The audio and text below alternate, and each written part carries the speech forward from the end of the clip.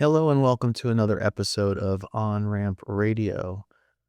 It's been a very busy month for me, and I apologize to Claire for taking so long to get this one out. They usually take a while, 2, 3, 4 weeks, and we are at the 4 week mark, and I still haven't had a chance to edit this audio. So you're going to get the whole thing completely unedited, except for maybe a couple words at the beginning and a couple words at the end where I fade in and fade out. Other than that, you're gonna hear it as it was recorded, including the part where I had to pause the recording because I thought I smelled something burning downstairs. Claire Khaw has been around the corner for quite some time, long before I arrived. It just so happens that we just recently met, during a live stream. I can't remember which one, whether it was one of my impromptu live streams or a House of Woo, but, she popped in, we had a good discussion that first time, and then she expressed an interest in a kind of rando conversation, so we scheduled this interview. She has, in fact, been around the corner much longer than myself, and so naturally, she has something of a reputation, as all of the OG corner folk do. And you'll, if you do a search on YouTube, you're going to find some videos that and images that might shock you. Most certainly will shock many of you. But at the risk of being accused of being the Tucker Carlson of this little corner of the internet, I forged on and we had our conversation. And I think you're going to find it be a pretty easygoing convo. No particularly controversial ideas were discussed. If you want something hot and spicy with Claire, you might want to go to a different video. This one is meant to find common ground where possible, at least, if not common ground, then ways of understanding each other across perspectival barriers. So, with all that said, I'm going to stop this intro and we're going to jump right into the unedited recording and tell me what you think. And again, I apologize for taking so long to get this one out, Claire, but hopefully you'll find it's worth it. Thank you for tuning in. My name is Mark Parker again, and you're listening to On Ramp Radio. We are recording. So, Claire, do you want I've got a last name in front of me. Do you want the last name, or do you just want to be known as Claire? Um, go ahead. I mean, Khaw is my name. I have this, I guess some people would say a wacky idea that I am propagating. And I have to do so under my real name to show that I'm serious about it, I guess. Okay, Claire Khaw. Yes. Is that the correct pronunciation? Yes. You're in the UK? Yes. Care to share what part of the UK? North, south, city? No, in the Greater London area. Greater London area. Okay. Native born or immigrant? I was born in Malaysia, but I came to the UK for my secondary education, and I stayed. Oh, okay. One of my very favorite people on the planet is from Malaysia. He's one of my very, very best, delightful friends. He's just a beautiful person. So, nothing but good thoughts about Malaysia in some ways, to my limited amount of knowledge. So how old were you? What you said for education, so college? Teens. Oh, teens. Okay. Yes. Okay. Without giving away too much, what decade are we talking about? The 70s, late 70s. Okay. Okay. So we're probably about the same age, it sounds like, give or take. I might be a little bit older. So let's see. Married or not? Widowed. Oh, I'm sorry. Okay. recently or sometime? It was a while back, so I managed to get over it over the years. Okay.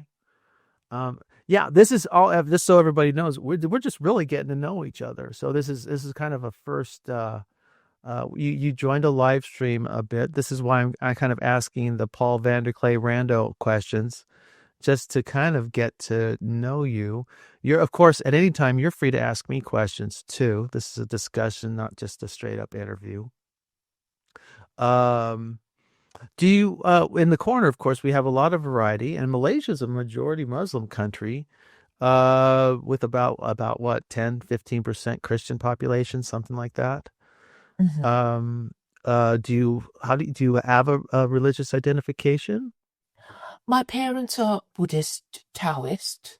Oh, okay. I do have Christian family members, um, but no Muslim family members.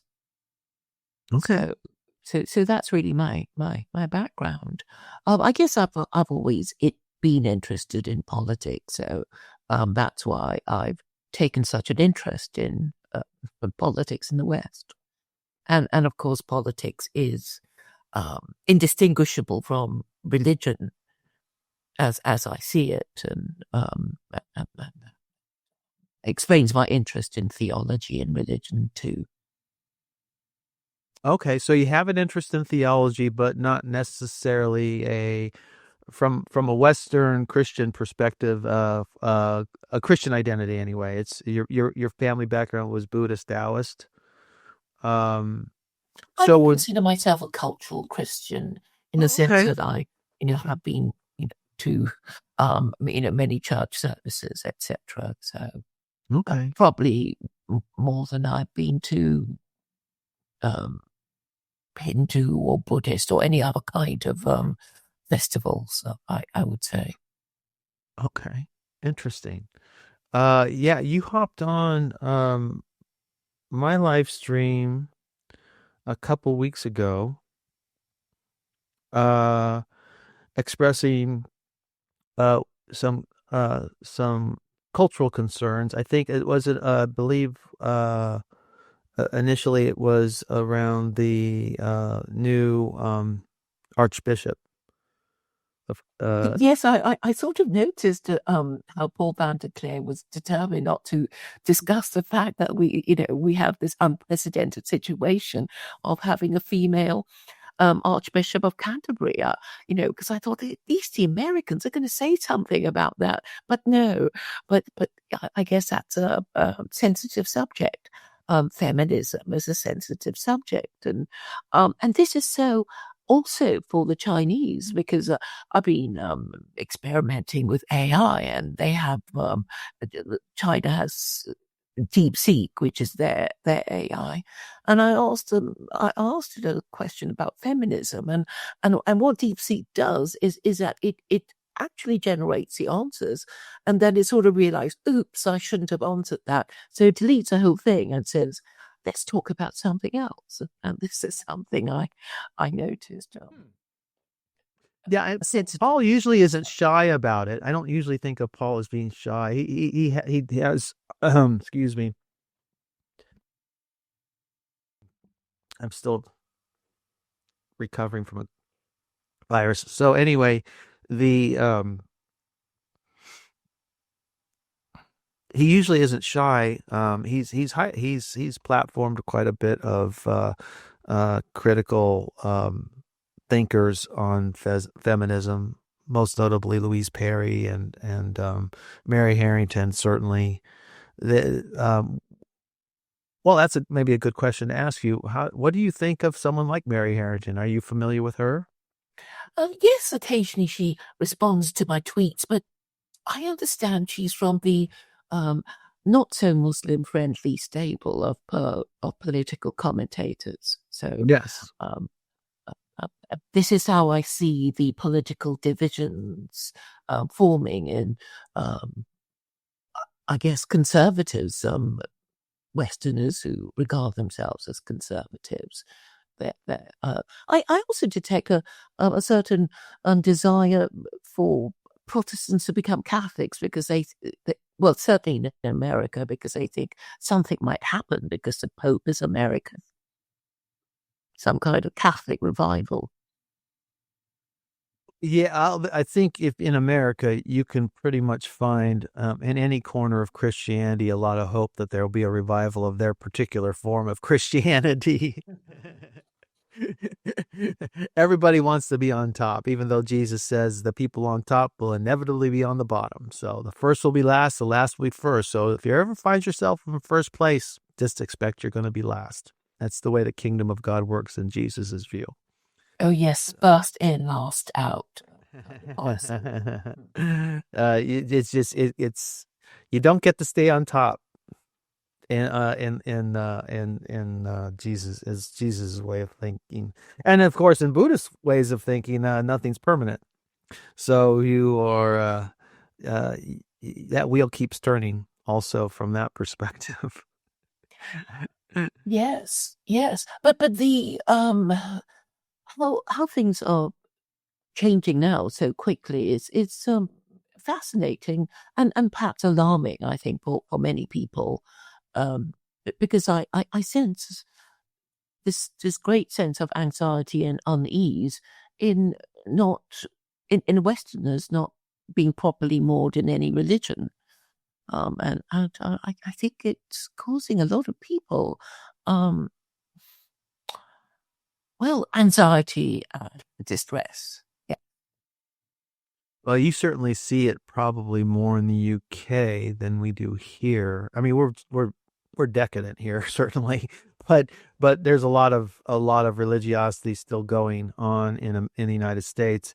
In the UK, Yes. the numbers are considerably in terms of like church attendance. Um, the numbers are much lower. Yes, because you've had quite a different experience of church because it wasn't forced down you, and you were, Mm. I suppose, no American was actually, well, formally discriminated against for being the wrong kind of Christian. Well, um, I, I guess the ancestral memory of Europeans have no, um, is long. Um, about being the wrong kind of Christian and what could happen to you if you are the wrong kind of Christian. Um, and that's a really good pivot because you're coming in from the outside with decades of knowledge about at least the UK and Europe. Um, uh, so in a sense you're kind of an inside outsider. You know, you've been in the inside for a long time, but you still have something. You're not native born, so that gives you just a kind of unique perspective on where England is at. Yes, yes. To describe my feelings about the different kinds of Christians I've met, I find myself getting on quite well with Catholics. Probably because I think, oh, that they're a different ancient kind of Christian and white person, and I guess I give them more respect than perhaps Protestants because the Anglicans I've met. Immediately on being introduced to them, they kind of sort of dissociate themselves from this. Oh, but what is Anglicanism? I don't really know. It's that kind of thing. I mean, Tucker Yeah. Carlson does this too. Immediately you meet them, they'll say, "I don't really take it seriously." I'm too modern or something. But that's the impression I get. I don't know if you've noticed it too. Well, it's too. You could say it's the burden of freedom. When you unbound yourself from the ancient historic ties, you're free floating, and it's then you elect to. You then have to pick and choose what you're going to bind yourself to. Uh, Yes, where and Catholics that's quite don't have very that. difficult. May I ask, Mark, what denomination you are? I don't think I know. Church of Christ. Oh, But I've recently left my church because of problems that I felt were I was made a deacon and I could no longer serve um, because half of the board was at war with the minister, and I wasn't going to support it.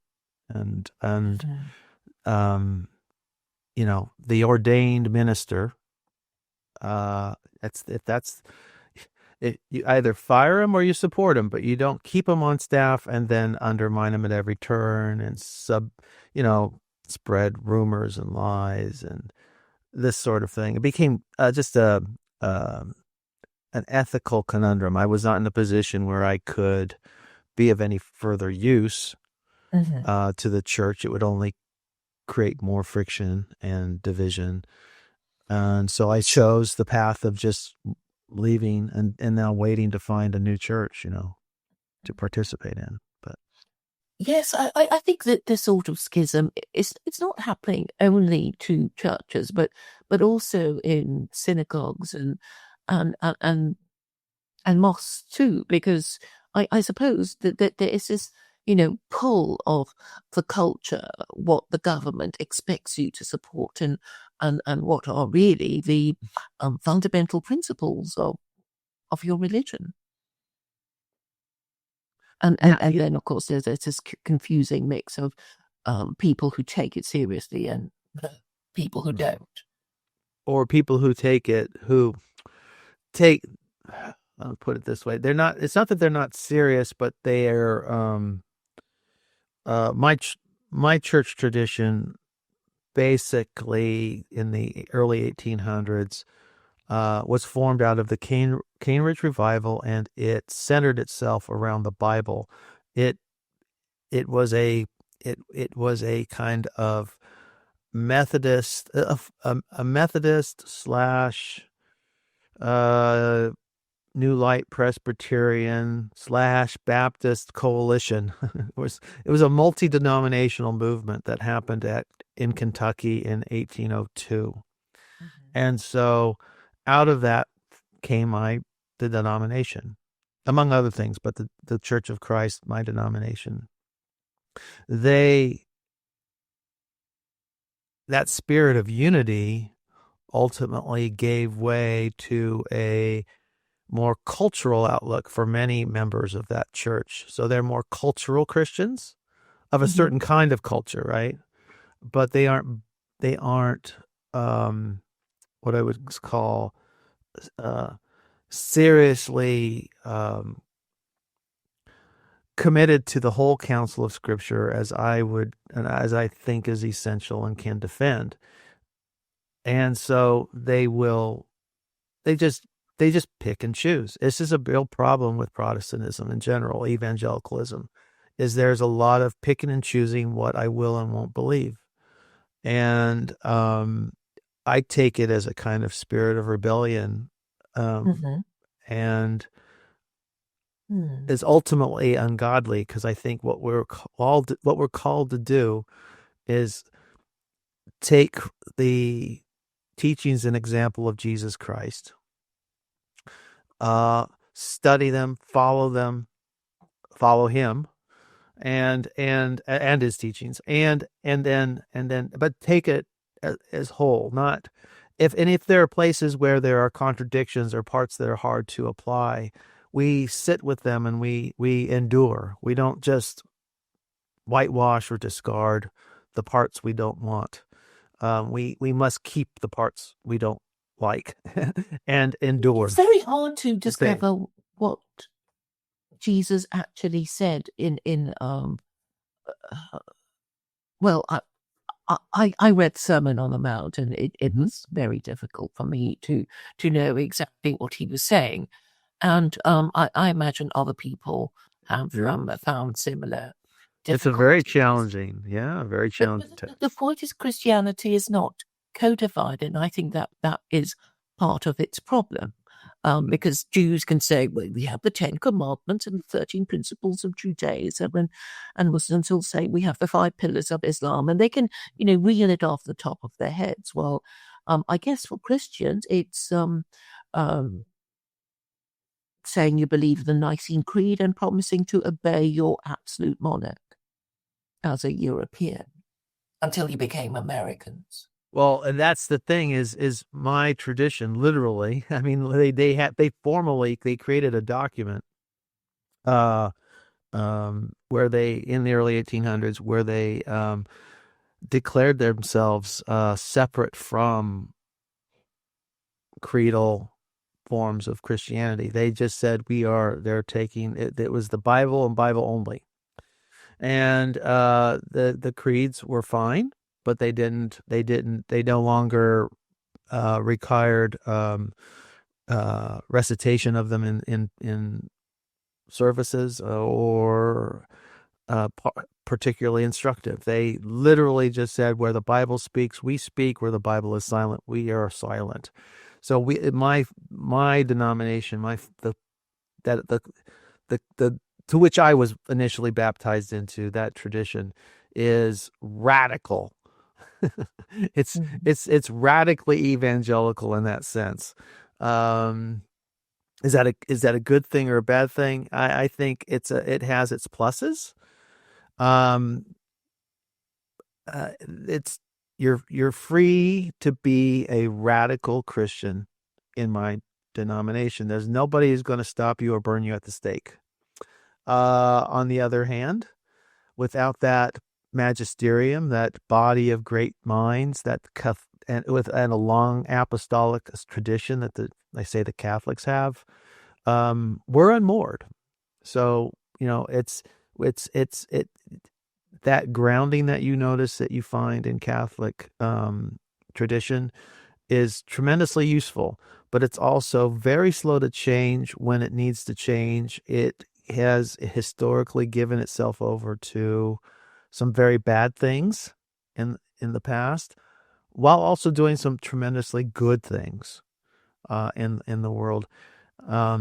So Christianity that's just Christianity. It is a mixed bag, and Jesus kind of predicted it. He said, he told the story about the wheat and the tares. There's a farmer who plants seed for good wheat, and in the middle of the night, an enemy comes along and plants seeds that are weeds. And when the servants notice that they've got weeds growing, they ask the farmer, the master, if they should pluck out the weeds. He said, well, you can't do that because you'll kill my wheat in the process. So we'll just wait until both grow up until we can harvest them. And we will harvest both the wheat and the tares simultaneously and then sift out the good from the bad. And that seems to be Jesus's program. And it's working out exactly that way. That's what you find in Christianity. There's no uniformity here, if that's what you're looking for. Yes, but I suppose that is the difficulty. But I mean, one of the more interesting things about American history is that when you think about it, the founding fathers were heretical Christians, weren't they? Absolutely. Thomas Jefferson was a Unitarian. Yes. I completely agree. You won't get any disagreement from me. I want to say I'm part of a heretical tradition. Okay. Because we rejected even the Nicene Creed. We have no creeds in my tradition. That's heretical. I totally agree. But it's where there is a sense that I have that it took me time to develop it, but I have a sense that I'm supposed to grow where I'm planted. And that is and Christ is available to us where we are planted. This is what I've discovered. And Heidegger too, I think Heidegger was into this idea of we're just thrown into this world and we must make of things the best we can, and we'll have to have a think about that. He seemed to be saying, which is sort of vague and universal enough to make sense without people getting too upset. But then it doesn't really help us, does it? And he was, in fact, a Roman Catholic, but obviously just a cultural Catholic, as was, I suppose, Hitler, who was into Heidegger. But he seems to be this politician that managed to prosper under Nazism and after the Nazis um, lost the war. Well, yeah, this is where I get into, for me, it's this, the how it how I solve the problem of the sort of odd historical position in which I find my faith in my particular church tradition.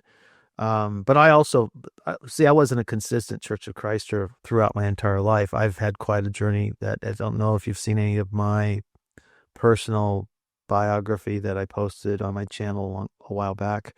Um, but I've traveled through Buddhism, and I spent quite a bit of time seriously studying Tibetan Buddhism, even particularly, I should say. And in fact, it was the guru who had brought me in and made me a card carrying Tibetan Buddhist who said, "Go back and be a Christian." So he accepted me long enough to say, "Now go away." Really? Oh yeah, yeah, yeah. That's for real. That's for real. I went. It was a long drive home that day, but yeah. Do you know why he said that? um, because he's wise. Garchen Rinpoche is a very highly realized. He's getting older now, but he's Toko, and he has a place in Arizona, up in the mountains in Arizona, and yeah, I just took it as wisdom, that it's is your karma, your place, your way to enlightenment is through Christianity. And I think he was completely right with that. And there are lots of other testaments in my story that support that. Well, yes, I can imagine that you, having grown up Christian, would like to communicate and hang out with your fellow Christians of whatever denomination, rather than, dyed-in-the-wool Buddhists, which aren't anywhere near you. Well, Garchen Rinpoche is unique also in that he fought in the Tibetan resistance against the Chinese, spent 20 years in a prison camp, where and he finished his training in a Chinese labor camp. So and when he got out, there's some rumors that the CIA was involved in helping him move to America. I don't know how true that is. Wouldn't be surprised. But when when he got out, it's very funny that in the closing ceremony, one of the things a bunch of us um, kind of countercultural Americans had to do when we had finished spending a week with him, we all sang the national anthem. And that's the kind of character he is. He's not clinging. He's not trying to make converts to him or to Buddhism in general, but he seems quite earnest and committed to helping people um, level up, so to speak, become more aware where they're at in whatever culture they're at. And so he spends a lot of time, and he also speaks to Chinese people, and then he's in Europe sometimes. At least he used to travel. I don't think he travels much anymore. But when he was younger, he traveled quite a bit around the world, talking to people. And his lectures are long. You don't go in. His average lectures are like 3 hours long, and then you get a short break, and then it's back in for another 3 hours. So a typical Buddhist in that sense. The Dalai Lama can be quite long-winded as well. Uh, by Christian standards, American Christians start to get impatient after 20 minutes, the sermon. But yeah, it takes. But anyway, that's my experience. That's part of my story. Um, let's see, where would you like to take this? We're kind of at an impasse. Any other thoughts or questions on where we're going? Or do you want to talk about something else?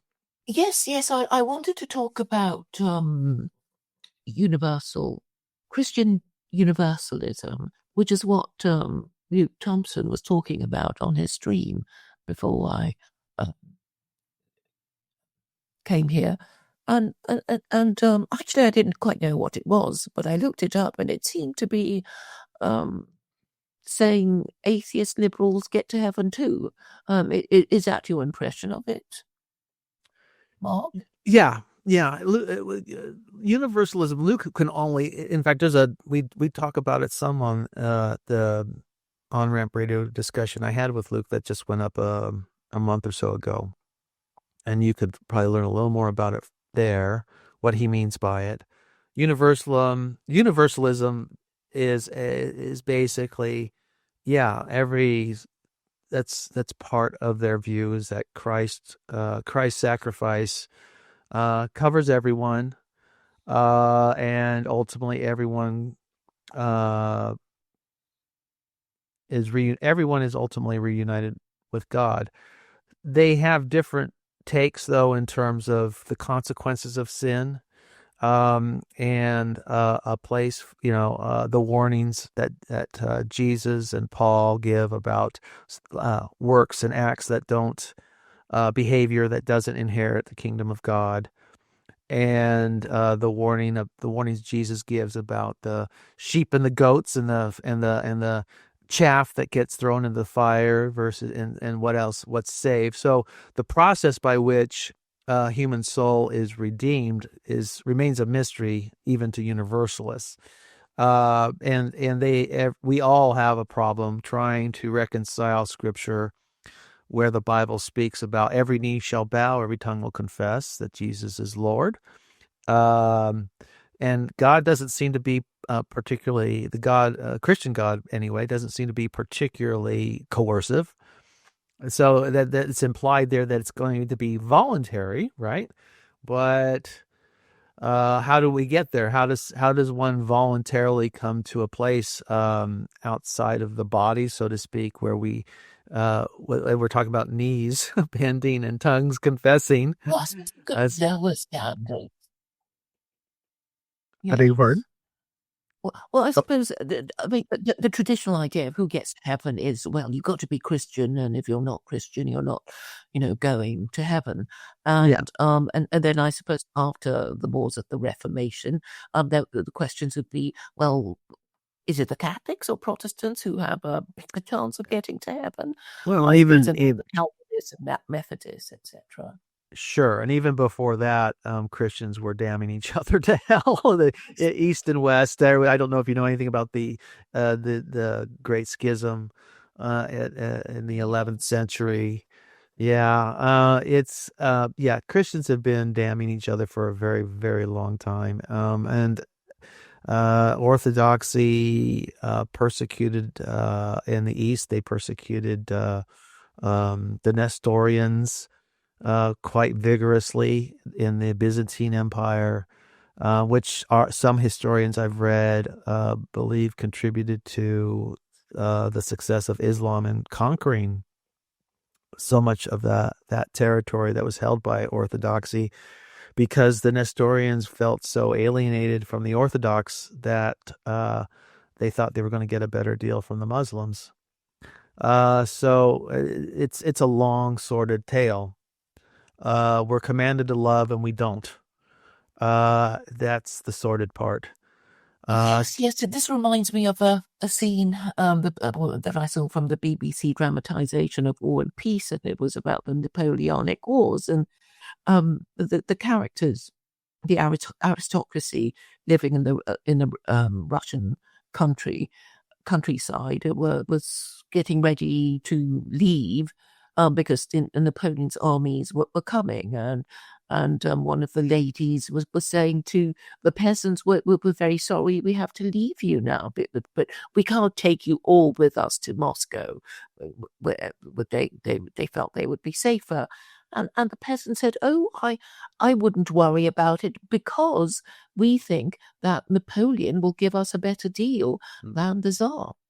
So loyalty is not often guaranteed, even by the people being invaded. Um, it's a history of human civilization, I think. Yeah, underclasses looking for a better deal.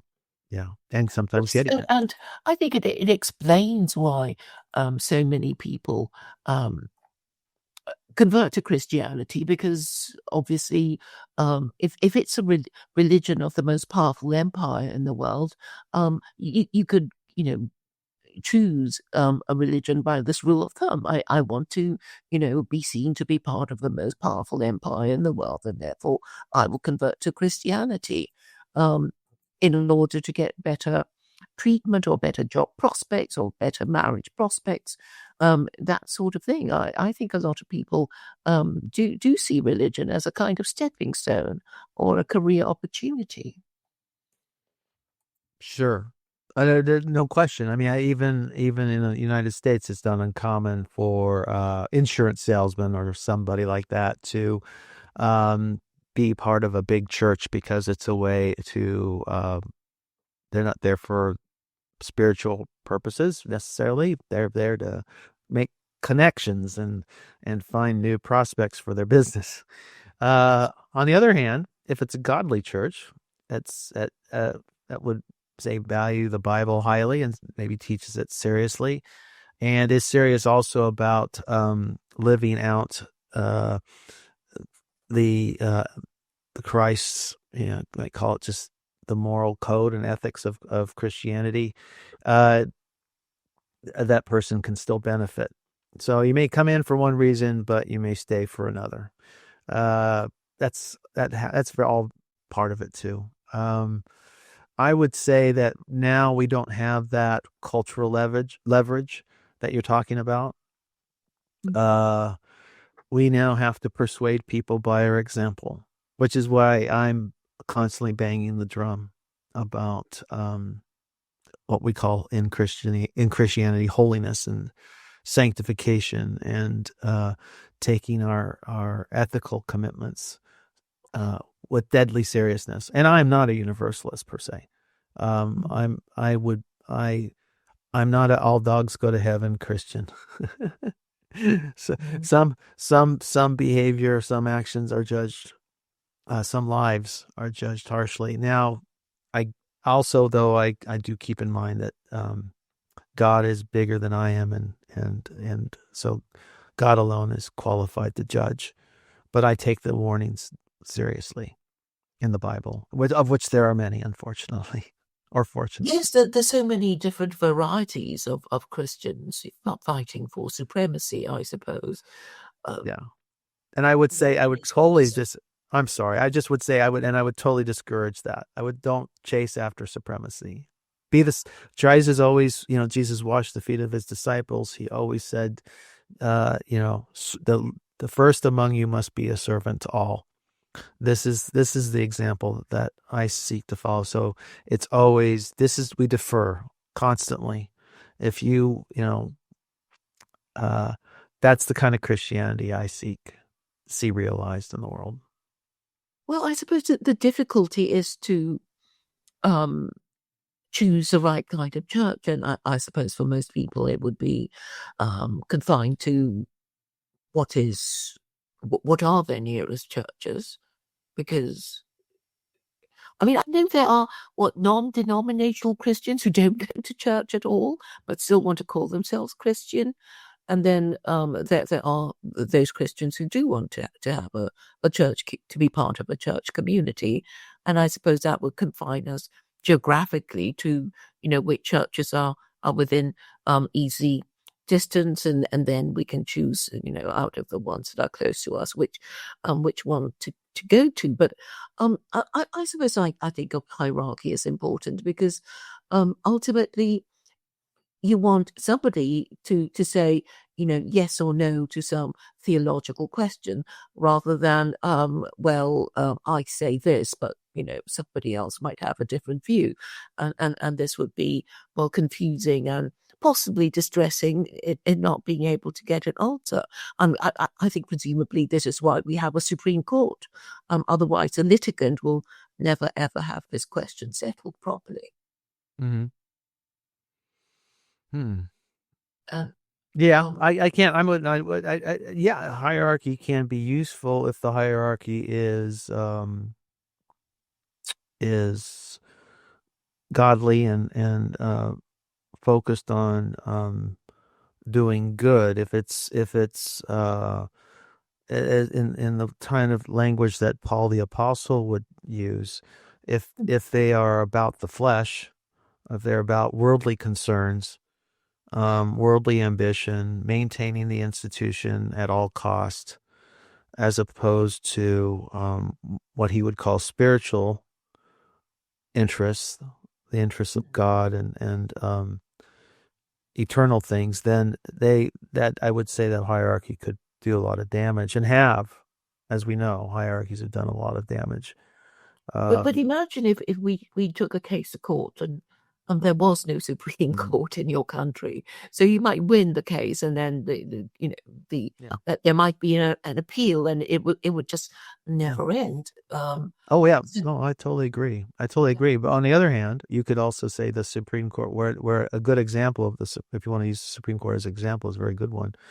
Well, we had the case of Dred Scott, where the Supreme Court basically ignored principle and wrote a decision where they decided that a black man in America has no rights that a white man needs to respect.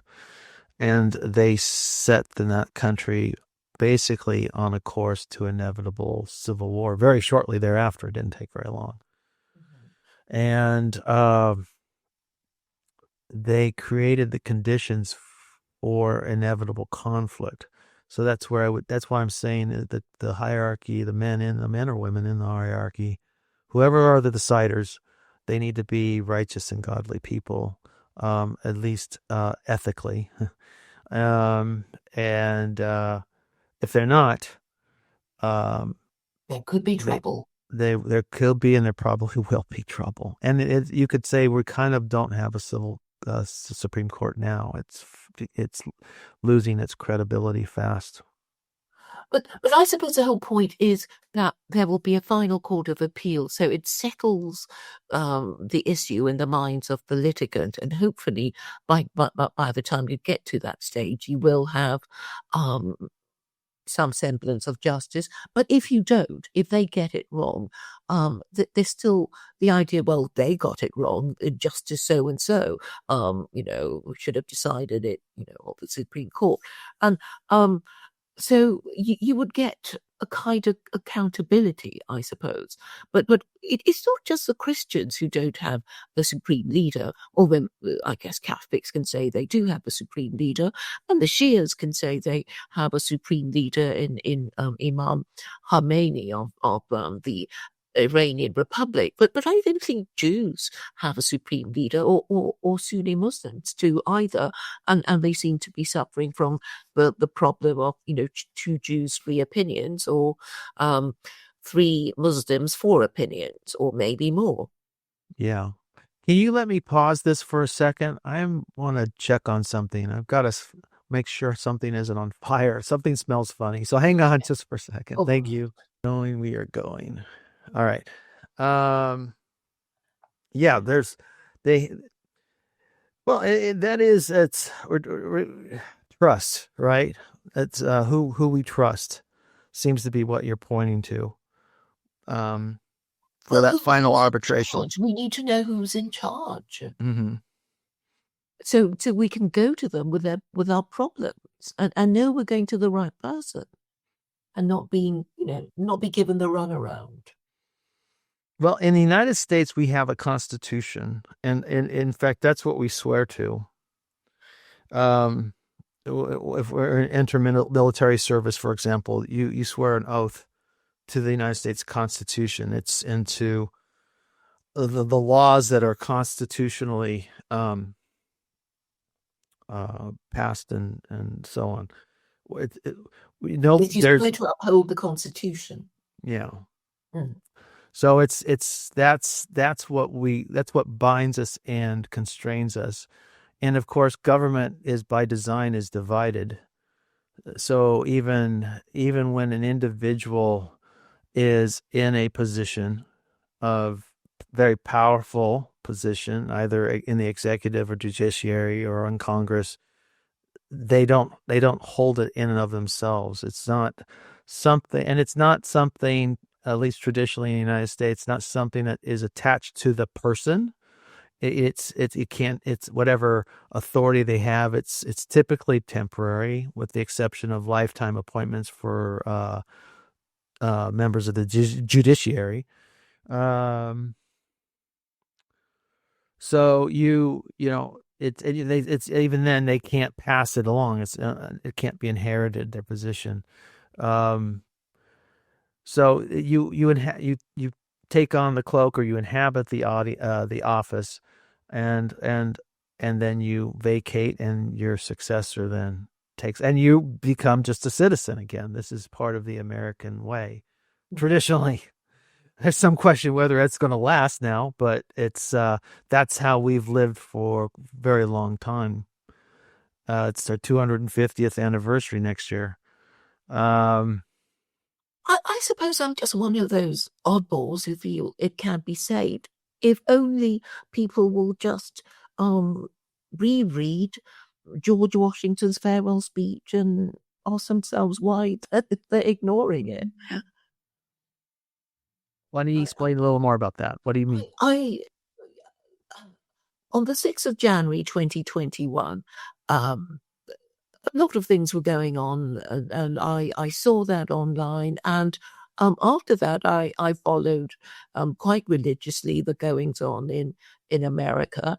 And I followed it to the extent of listening to a senator read the farewell speech of George Washington in February on his birthday.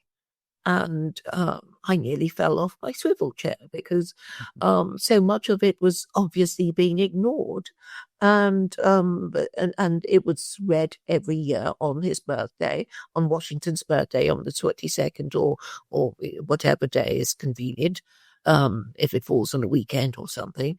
And I found the kind of lack of comprehension of what was read. Um, Astounding and rather disturbing. And since then I've been going around, to American after American saying, "Do you know what George Washington actually said?" And I'm greeted by indifference and a shrug of the shoulders, and that was then and this is now, and we don't care, and what can we do anyway? And so that's my thing about it. What particularly? What I think what I'll do is, in the final production of the show, I'll place it. I'll just edit the speech into, or at least salient parts of it, to into the conversation. I'll edit that in for listeners. But I'm wondering, for you, what jumped out? What specifically in the speech is memorable to you? When George Washington said, we must with caution indulge the supposition that morality can be maintained without religion. His He warned about the military-industrial complex. I can't remember his exact words. He also said foreign policy must be fair to all concerned because it is what religion commands. And I thought, what religion commands this? I don't remember anything in the New Testament about principles of warfare or foreign policy. And I don't think the ones in the Old Testament would be suitable, particularly because I know the Jews have a religious obligation to exterminate Amalek, and I thought, well, the religion he has in mind must surely be Islam, simply by his reference to religion requiring um, an ethical foreign policy. Um, but one of the things I've encountered with Americans is that I think they think the language is too archaic, and I know they try. Like, oh, I tried to listen to it on YouTube last night being read to me, but I fell asleep. Or I really can't be doing with that archaic language with its very very long sentences. So so that's off the top of my head. Oh, yes, and political parties. Washington actually, it will be the end of you, my fellow Americans, if you have these political parties that will divide you even further when you have so many divisions already. Um, yes, that was really one that sprung out at me. Um, I suppose I'm one of those people who say, well, at least with a one-party state, if you have the worst case scenario that your political opponents have taken over the only party that's allowed in the country, at least you know what you must do immediately. You don't wait for the next election to try and win it back. You do it immediately to try and regain control. And I think this is the reason why so many long-standing problems remain untackled, particularly with education and vocational training. I think certainly ministers of education in the UK know that the problem cannot be solved in one term of office. So that is why they never even begin to solve it.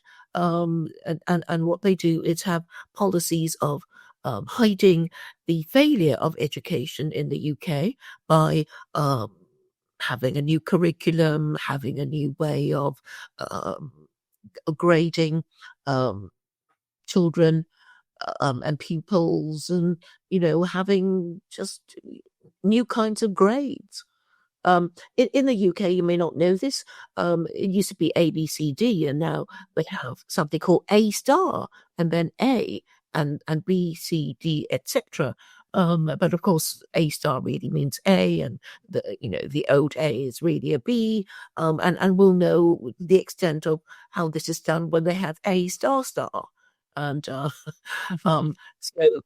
these are the ways that the government tries to pretend that standards are of education are adequate. Yeah, no, there is, my wife's a public school teacher, has been for over 30 years, about 35 years actually, she's been at it. Um, she's one of those who holds to high standards and gets upset when either administration or parents get in the way of her job of educating their kids. And she's deadly serious. She's a world-class teacher, and she's one of those people who works in an economically distressed area, and she consistently moves her students up. They may come in at third grade level, and she moves them into sixth by the time she's done with them. That kind of thing. Yes, It's Mormons are very well educated, aren't they? I remember talking to a Mormon. For some reason I assumed he would be in his 70s because he had this perfect grammar, and then I realized he was only 19. Oh, that's funny. Yeah, yeah. No, we have pockets. In the United States, we have. It's like everything in America. You're going to find a mixed bag, and you can find an example of our system either working or failing pretty much anywhere at all times. I mean, it's anywhere in America, the system is completely failing. And look around on the same day, and in another place in America, you're going to see it working brilliantly. And you could say there is no clear wholesale systemic failure of American civil society in the country, or political whether it's the economy or the politically or spiritually. You're going to find successes, you're going to find failures. We haven't turned into Easter Island yet, right? um I don't I was know. You're more imagining. unified in the UK. I know European government is more national, but go ahead. Well, I was thinking of Mount Rushmore and what future archaeologists might make of that. They would think you must have worshipped your president. Well, yeah, those ones we're just as mystified by the Sphinx, right? So yeah, in 5,000 years, people are going to look up and those. hills and go, "Good Lord, what are these creatures?" Yeah, it's I keep going back. Maybe I'm wondering. Oh, how should I phrase this? See, I'm going to keep in this discussion. I'm guessing if we keep going down this path, I'm going to keep pointing to the system and to guardrails and to things like the Constitution and Bill of Rights and rule of law as the thing or collection of things that govern us as a society and as individuals. Um, and I don't know how well that translates to the European experience or to the Malaysian immigrant to European experience. Uh, and you're going to have to tell me what, but Um, what do you well, think of that? I do see the point of the idea. It's sort of the very in Britain that there's this idea of Magna Carta, which is put it down in writing, get the king to agree and sign, put a signature to it, and just to make him remember that he did it, so he won't repudiate it. But then he did. King John did repudiate Magna Carta. And it's I think the beginning of the idea of the written contract, isn't it? We'll write it down and we'll get signatures for the parties, and hopefully that will be good enough to make the parties stick to the agreement. But I guess somewhere along the way it could not serve its purpose if the parties contracting to this agreement never believed in it and wanted to break the promise, from the beginning. And I suppose there's always the problem of having a ruling class that is honourable and will govern in the national interest. And I think if they don't have at least the moral imperative of wanting to govern well, then any constitution would just be a worthless piece of paper. So how can we ensure that only the best people actually get to call themselves the elite? And I think this question was solved a long time ago, except that later generations forgot, and it is to have a strict regard for truth. So anyone can tell any lie, but if you observe a person's behavior, we already know politicians lie. It was George Bush Senior who made the joke that we know a politician is lying because his lips are moving. Mm, So how can we have politicians whose lips don't lie mm, when they speak so much? And surely it must be some idea of we're going to punish you if you tell lies. mm. Yeah. Well, I think what you're pointing to is the importance of virtue. That was certainly a concern. The founding fathers of the United States, and certainly and all and beyond, including say men like Lincoln, considered virtue both important within leadership and then as well as a virtuous citizenry. And so we took in the United States, public education became a high value very quickly. It was very important to even Jefferson, to educate the population so that we could have a certain level of quality, and moral development in the everyday American. Otherwise, the system won't work. You mentioned going back to Heidegger, and Heidegger is not. It's not hard when you say Heidegger, I go very quickly back to Nietzsche and the Nazis, and what distinguishes all of that from the American experiment and the role of Christianity in the American experiment is that um,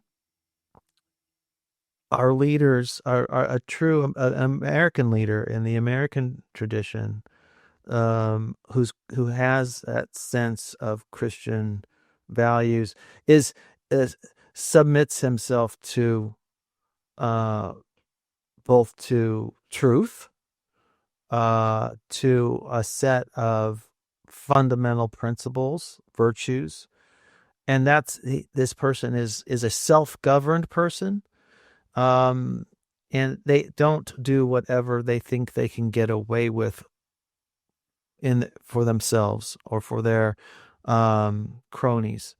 Um, the will to power is sublimated for the public good if you're an American, or for uh, your brothers and sisters in Christ, and or your neighbor if you're a Christian. These are distinguishing features of both Christianity and, if I may call it, Americanism.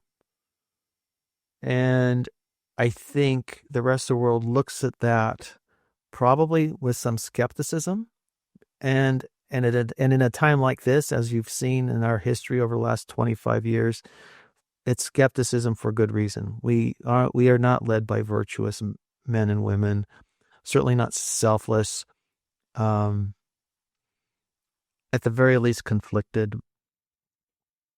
And Don't you think all this stemmed from having political parties that kept splitting up? And then, um, if you look at their constitution, that there's nothing particularly principled about the constitution of the Democratic Party or the Republicans. They had to make stuff up, um, you know, in a way. I mean, I know the Democratic Party used to be the party of the KKK, and now it's a party of BLM. So there's no principle. Um, well, it depends on what part of Change. it. Say that in the United States, you got to remember that the war was never settled perfectly. The Civil War. You got to pick the war right. Got to name the war right. The Civil War ended. The Union won the fight, and the Confederacy won the peace. Reconstruction failed. Reconstruction was initially going to be imposed at the point of a bayonet with Union occupation. Um, Lincoln died abruptly, was assassinated, and was replaced by an alcoholic Southerner with conflicted, you can say, conflicted attachments, and so he what he did is he undermined the first years of Reconstruction. And now my dog is barking in the background. Let me turn on, make sure I've got these things. These interviews are always fun. Okay, let's see. Reduce background noise. Hopefully the dog's bark is going to be filtered. Okay. It Um, did sound that now to me. Mm. okay. So anyway, so when you say the Democratic Party was the party of KKK, well, you got to work regionally, because it was the Democratic coalition of, say, 1933. FDR's coalition included Democrats in the North, Irish Catholics, um, industrialists in the Midwest. Were industrial workers, farmers were very important throughout the Midwest for FDR, and then Southern Democrats. And the only reason they were Democrats, the Southerners were Democrats, was because Abraham Lincoln was a Republican. That's the only reason they were Democrats.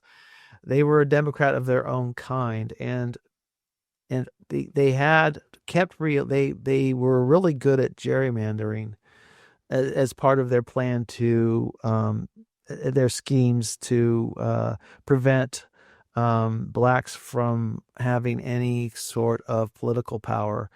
So what they did there, so their senators and congressmen tended to be reelected again and again and again. So, and with a seniority system, Southern Democrats were extremely powerful when Democrats held majorities in Congress. And that's the kind of the Democratic Party, pre Civil Rights Act, pre 1965, was a mixed bag, and it included full on racists, but it wasn't just that. With the passage of the Civil Rights Act in 65 and the Voting Rights Act, and I believe in 64, I could have those dates reversed.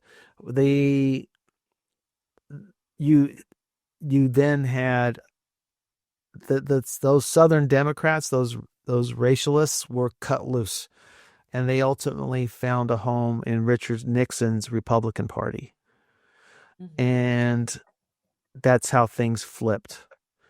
Uh, I don't. I that's.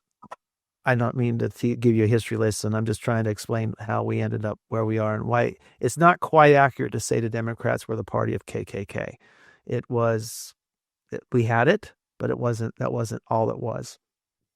Oh, yes, I understand there will be, regional problems and people in the countryside reacting to um, the freeing of the slaves in a different way to city folk, I imagine.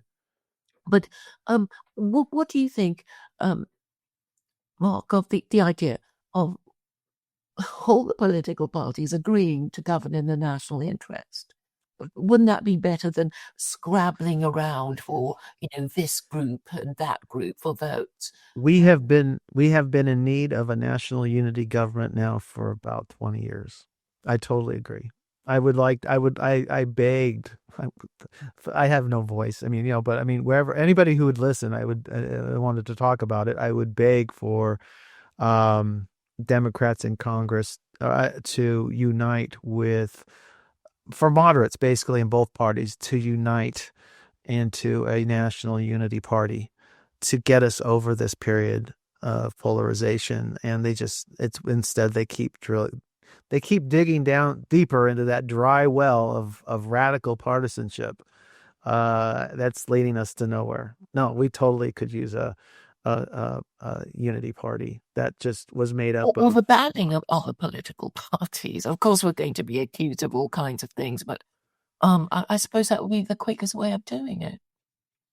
It's Well, again, everything's voluntary in the United States in many Oh, ways, right? It's you have to decide where you place your attention and your labor, and it's you can either live by principle or you can live by political convenience, right?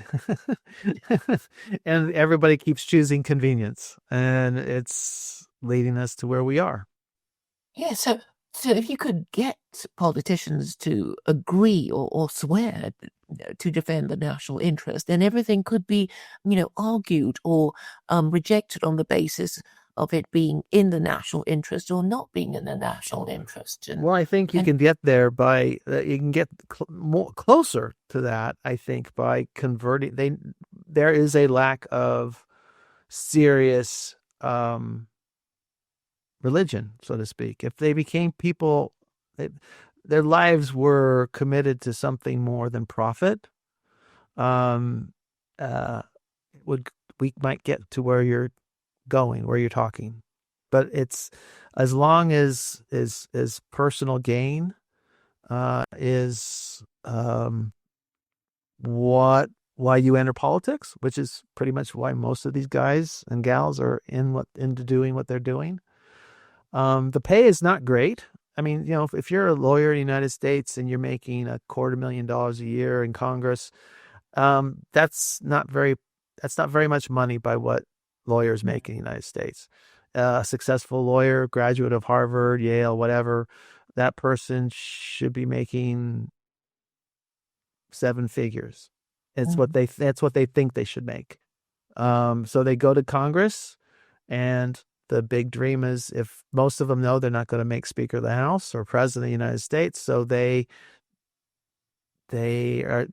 stay long enough to find a cushy job with a lobbying firm or a major corporation, and lots of little seats on the board, each one of those paying them a nice handy little stipend of six figures or more, Mhm. and lots of insider deals and trading and opportunities to buy and sell, Mhm. yada yada yada, and it's a cesspool of corruption. And the Supreme Court has stripped away our ability to restrain that corruption and graft. Mhm. And we're looking more and more like Putin's Russia every day because of it.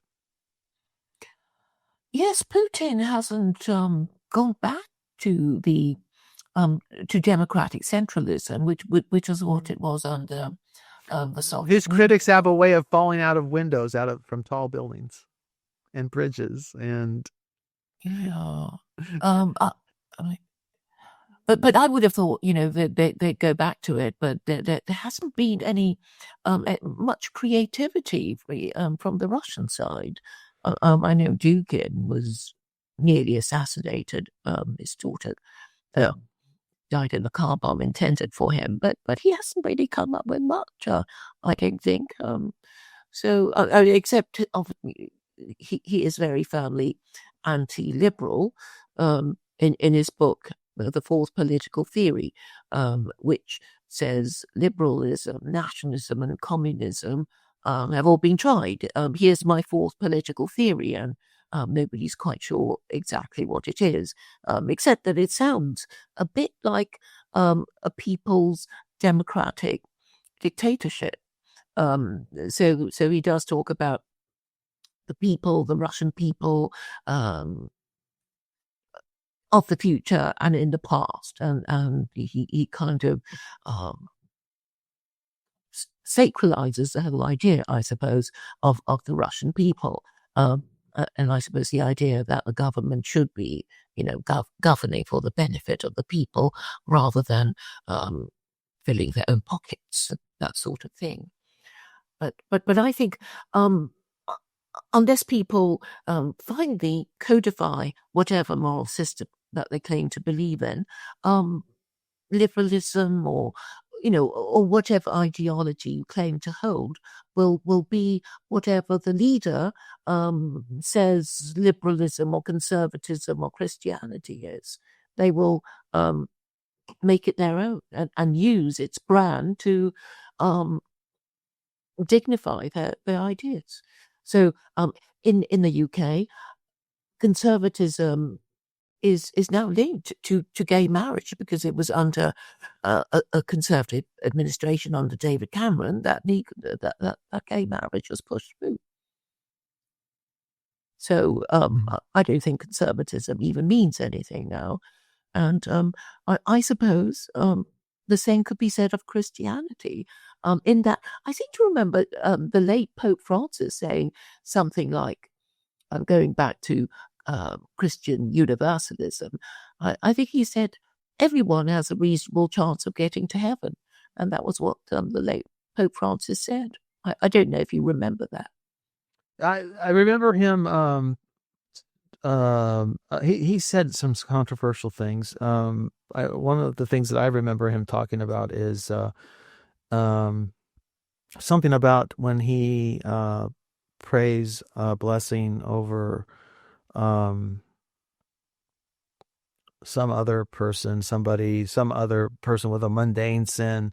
Nobody thinks twice about it, but when he prays for a gay person, whole corners of Catholicism go into an uproar. I'm not quoting him directly. It's a paraphrase, but I remember him giving that sentiment.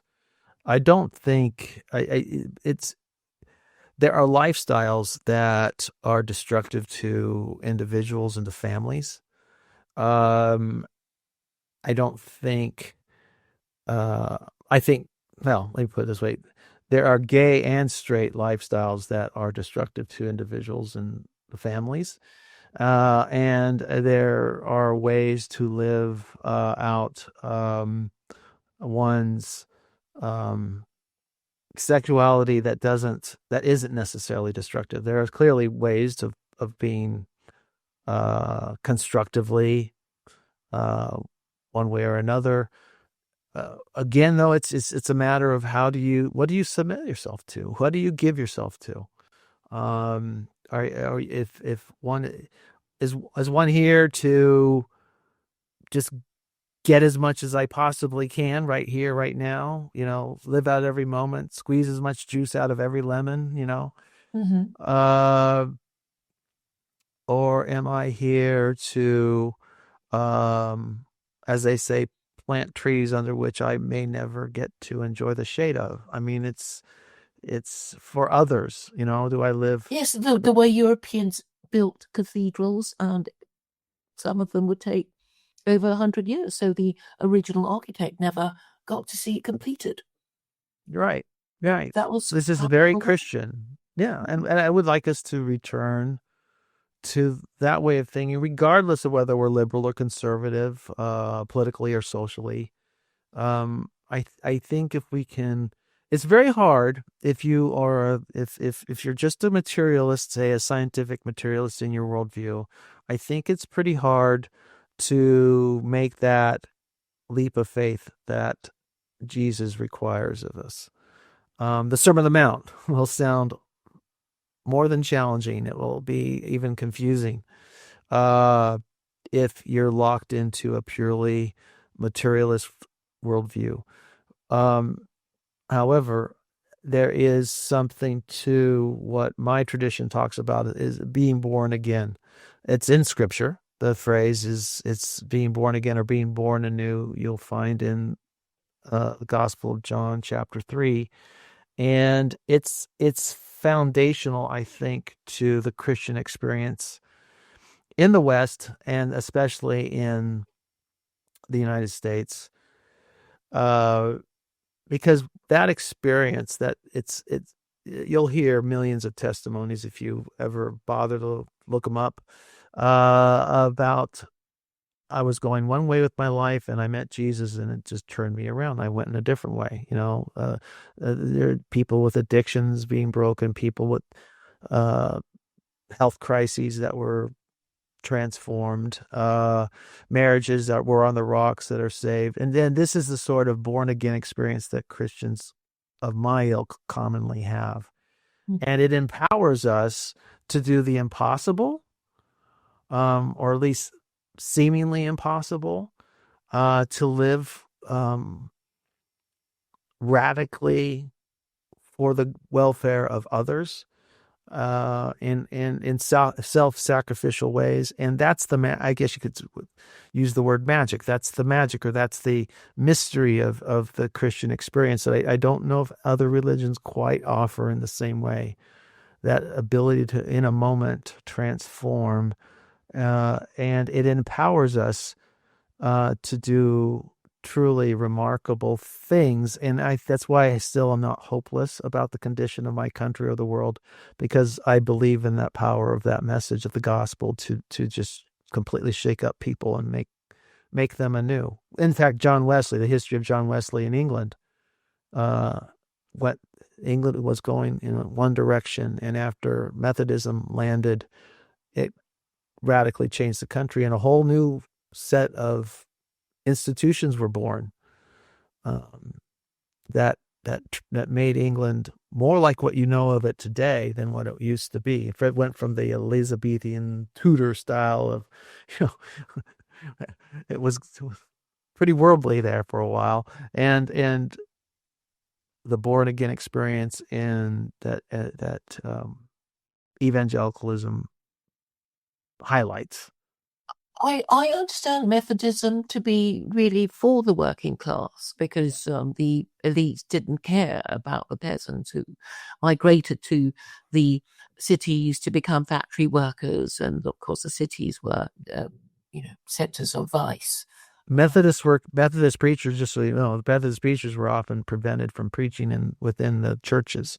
They ended up preaching outside in fields and whatnot, just because to be heard, they couldn't preach. They were banned for a while. Yes, and their meetings were disrupted, and I think it must have been the elite of England thinking if the working classes love him so much, he could well overthrow us by just saying a few words.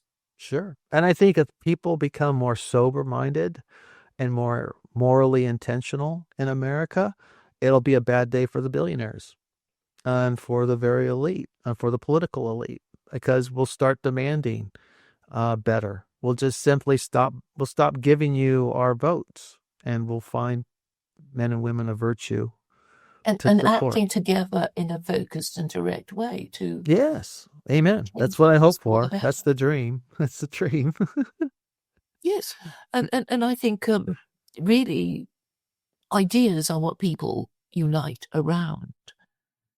And, um, well, there's so many big ideas going round at the moment. I think Trump still is a beacon of hope, isn't he? I mean, you were talking about politicians who only become part of the political establishment to line their pockets, and I feel that Trump, um, well, if he were being a typical billionaire, he would rather play golf than have to endure attempts to assassinate him and being slandered and defamed, by Western media.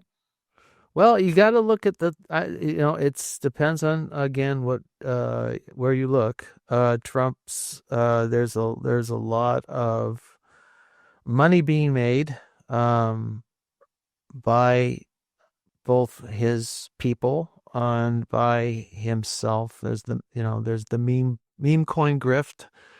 That's involved enormous sums. It's hard to tell where all that money goes in his family's pockets or wherever. Yeah, I can't agree as an American from where I'm at in California that Trump is a beacon of hope. I think the times he's probably though more of a product of the times than he is a maker. Um, and he is disruptive enough to uh, push this thing to its whatever period of time we've been in, whatever you want to call this period since 9/11, that has Mhm. turned us into whatever monstrosity we are. I think he's going to hasten its death and force us into a new sustainable way of living. So while I'm critical of Trump personally, I can see the movement as from a historical perspective as doing essential work that will As a make, kind of catalyst, maybe. yeah, possibly catalyst. And I think he's also clarifying the Democrats. I mean, the Democrats are having to figure themselves out, decide who they're going to be, and improve the quality of our politicians.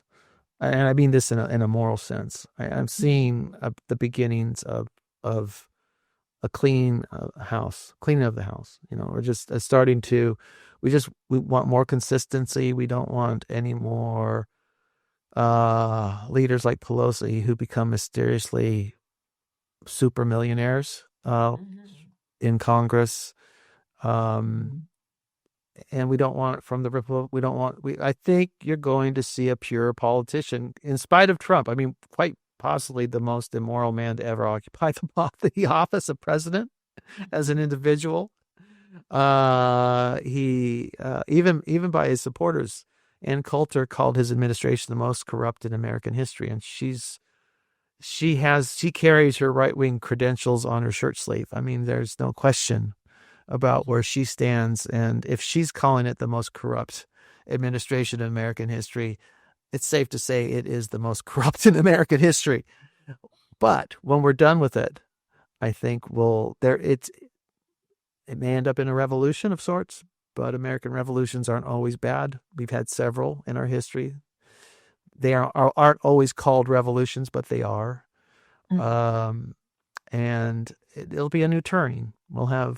I think we'll have something better when it's all said and done.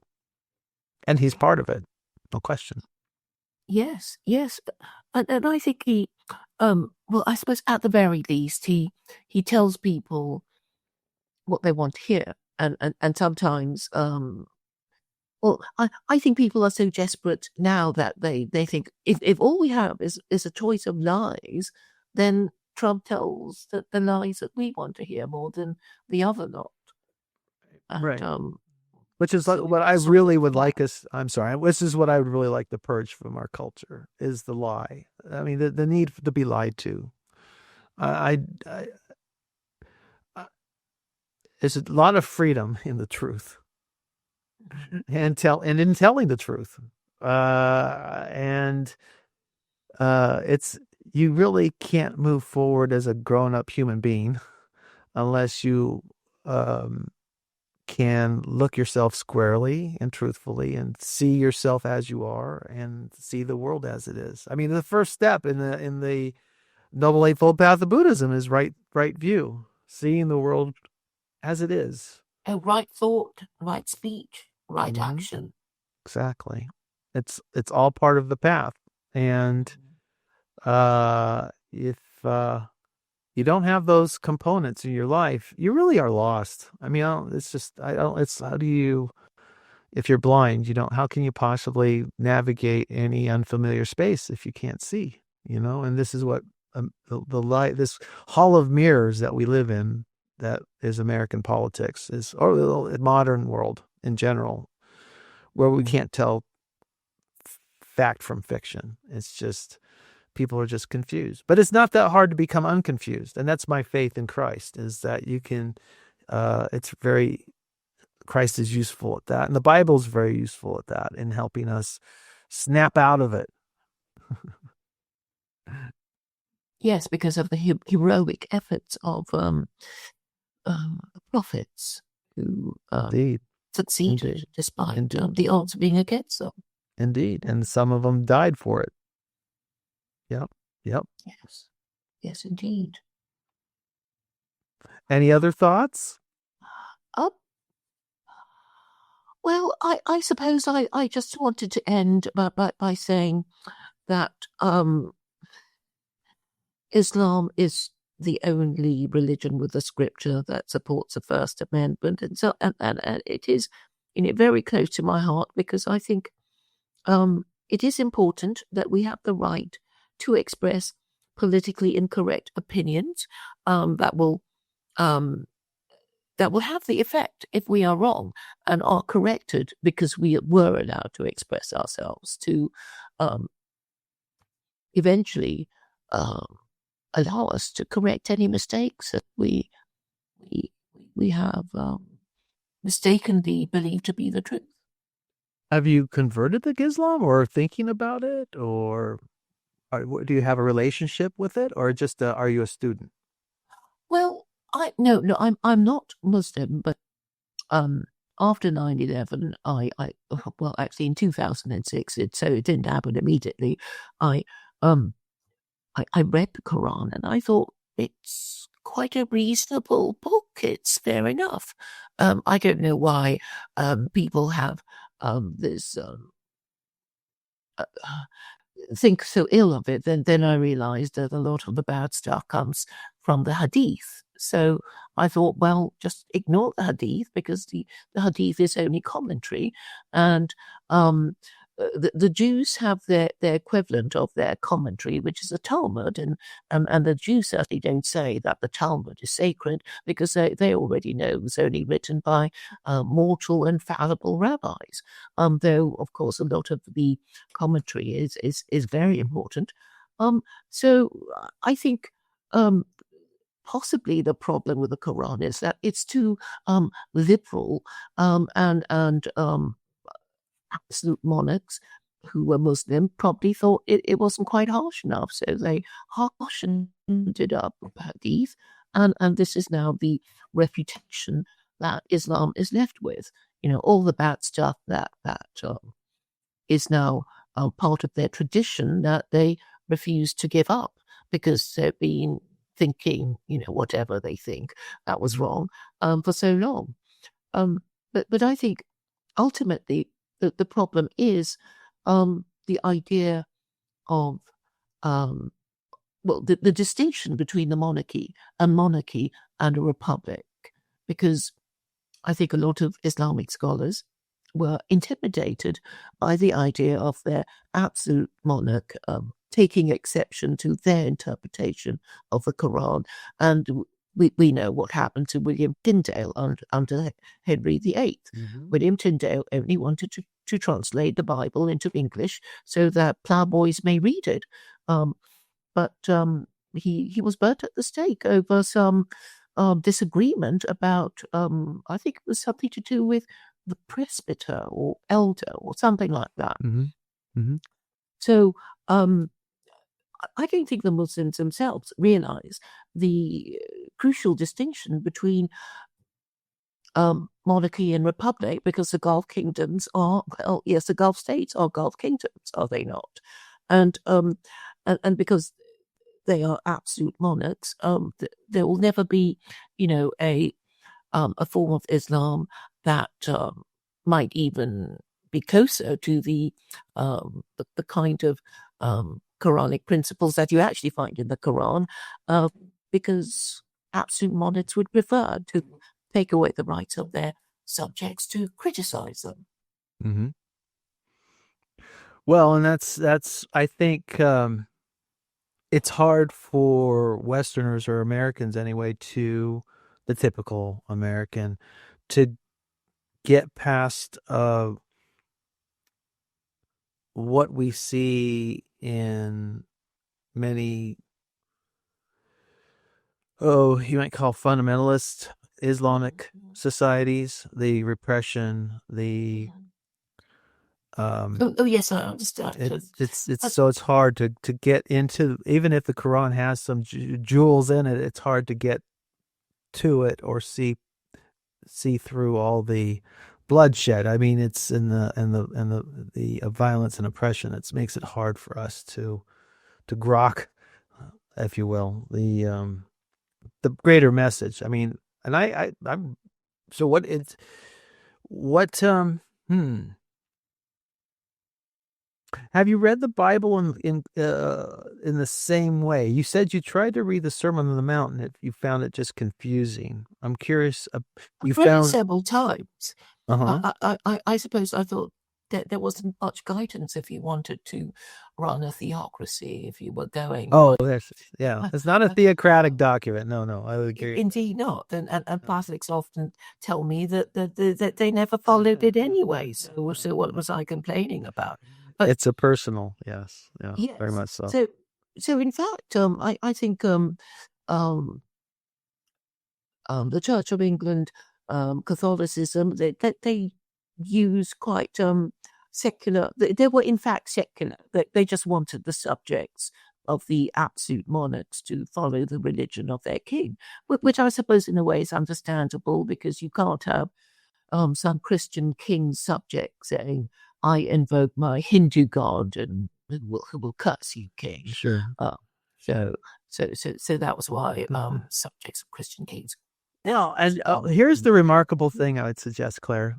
You maybe we could part on, and you could tell me. I'd be lovely to talk to you again. I've enjoyed this a lot. so what? As the the really truly remarkable thing about Christians, those maybe you've not met very many of them. And I apologize if you've not met very many true Christians. I apologize, but a true Christian doesn't need to be governed. In a sense, let me try to explain this.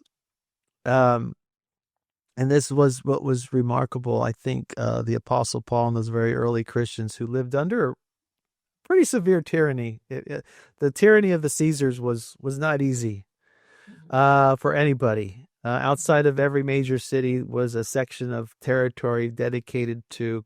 They were the crucifixion grounds. Sorry. So you know who was in control, right? Uh, it wasn't it. So, but the Christians, they don't. They didn't.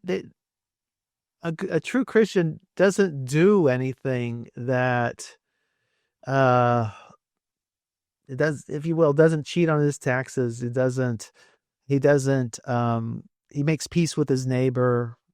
She Their families are stable. They produce they're kind to strangers. They are generous to the poor. They, so on and so forth. A true Christian is simply is this is I suppose the American ideal as a true Christian is a self-governed person. They and when there are disputes in Paul, the Apostle Paul's ideal, he says, why are you going to court one against the other? He says, why not just why it's better to be taken advantage of. Let the other guy win rather than dispute, because what's more important to you is that you have treasure in heaven, that you have virtue, than that you have worldly gain. And a true Christian really doesn't need a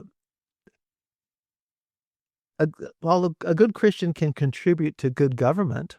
If you had true Christians in government, you would have good government by default because you have virtuous people who are sensible and are highly respected by their peers as people who are generous and truthful and honest in all their dealings. And so it produces a kind of chain reaction. So we don't need an all-powerful monarch. We don't need a set of rules that from on high that tell us do this, don't do that, because we live under a rule of love and generosity and selflessness. And to me, that's the power of the message of all other other religions need to lay down the law because they don't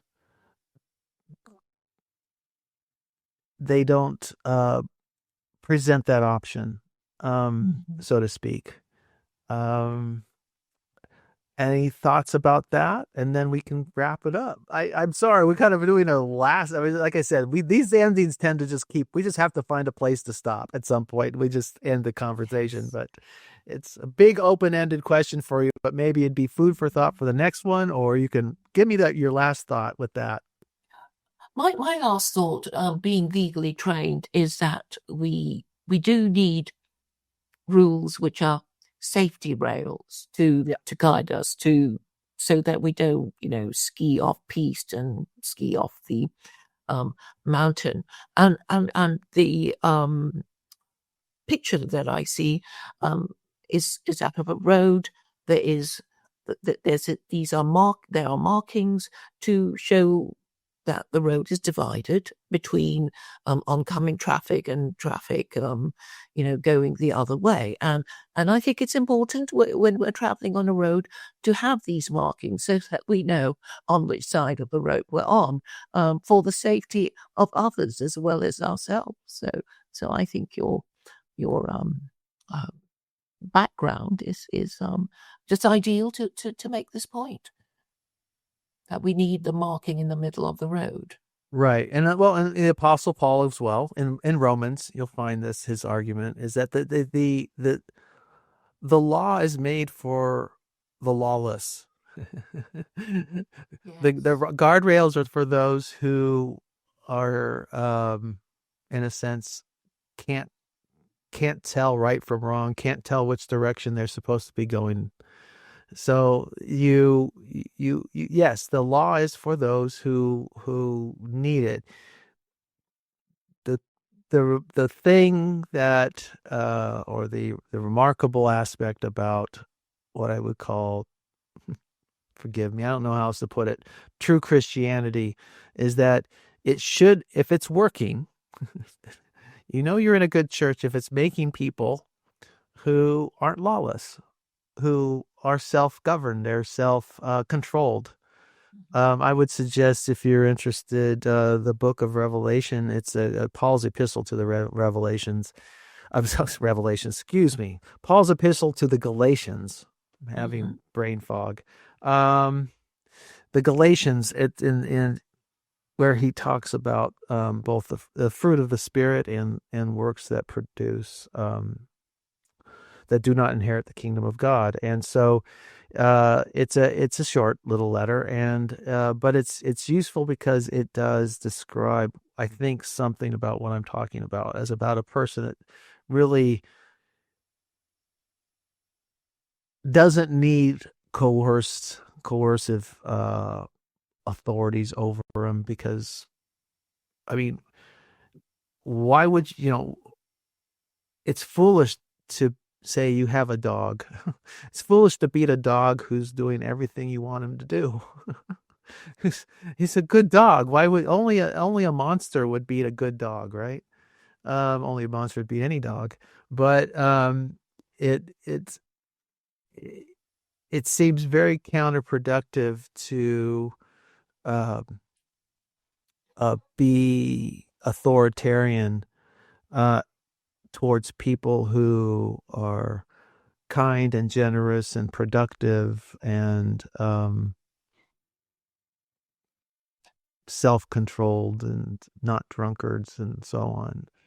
And But the numbers seem to be getting fewer and fewer. yes, unfortunately, then this is the nature of our time. Self-indulgence is the the way of the world today, unfortunately. Yes. All right, Claire. Well, thank you very much Well, for the thank you time. for hearing me out. I've so enjoyed myself, Mark, and I'm glad. Very good. And no, don't be a stranger. Feel free to hop in on a live stream anytime. okay. Okay, I'll just end the stream now. Oh. And then if you could leave